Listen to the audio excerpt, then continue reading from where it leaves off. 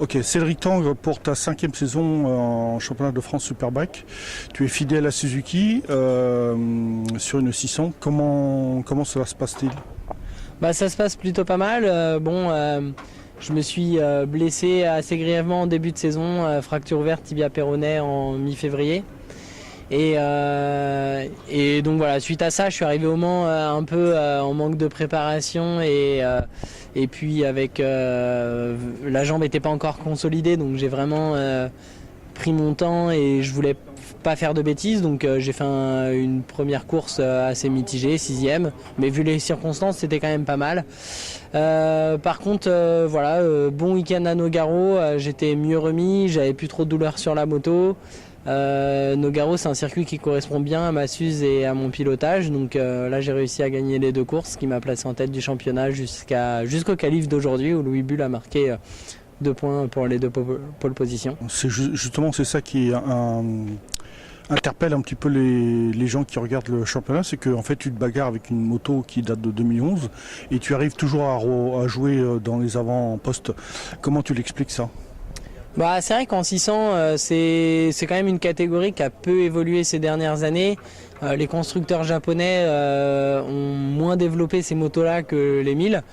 Donc c'est vrai qu'il y a eu peu d'évolution. Après, la Suze, c'est pas la meilleure moto en soi, surtout d'un point de vue moteur. Mais il y a certains circuits sur lesquels on n'est pas trop désavantagé, comme à Nogaro, puisque les virages qui commandent les lignes droites sont des virages qui sont très rapides, donc la moto est déjà haute dans les tours et une fois qu'elle est lancée, elle est plutôt pas mal cette Suze.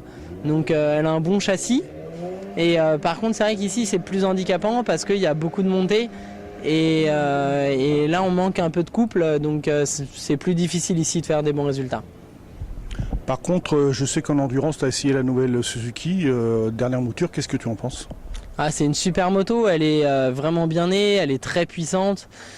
Elle est agréable à piloter, maintenant elle manque un peu de développement, on n'a pas encore l'électronique qu'il faut pour jouer aux avant-postes, mais petit à petit là le junior team est en train de progresser et là on le voit aujourd'hui, ils ont réussi des bonnes qualifications, donc ça progresse petit à petit et je pense qu'au bol on sera vraiment bien. Ok, Cédric Tangre, donc tu dis que cette Suzuki est bien née. Par contre, on voudrait savoir pourquoi une moto neuve, il faut la développer. En fait, il y a pas mal de paramètres à changer d'un point de vue électronique puisque les électroniques qu'il y a sur la moto, c'est tout simplement prévu pour un usage routier. Donc il y a pas mal de choses à changer pour une utilisation piste et habituellement on dispose d'un boîtier qu'on appelle boîtier kit qui permet justement la piste et au rythme qu'on met en roulant sur circuit. Il se trouve que ce boîtier n'est pas encore disponible pour la Suzuki. Donc c'est vrai que là c'est à nous de modifier les paramètres électroniques, de rentrer dans le boîtier et de modifier tous les paramètres un à un pour essayer de voir ce qui nous fait gagner du temps ou pas en piste. Et c'est ça qui demande beaucoup de temps, ça demande beaucoup de connaissances techniques et aussi beaucoup de temps en piste pour justement faire différents tests et voir ce qui va le mieux. En fait, pour éclairer un petit peu les lecteurs de Silver Motor, un des paramètres sur lesquels vous travaillez, c'est notamment le frein moteur, qui a très peu de rôle à jouer en compétition. Voilà, en fait, effectivement, le frein moteur est un paramètre hyper important pour nous sur circuit. On doit avoir une moto suffisamment libre, alors c'est vrai que c'est moins important sur la route.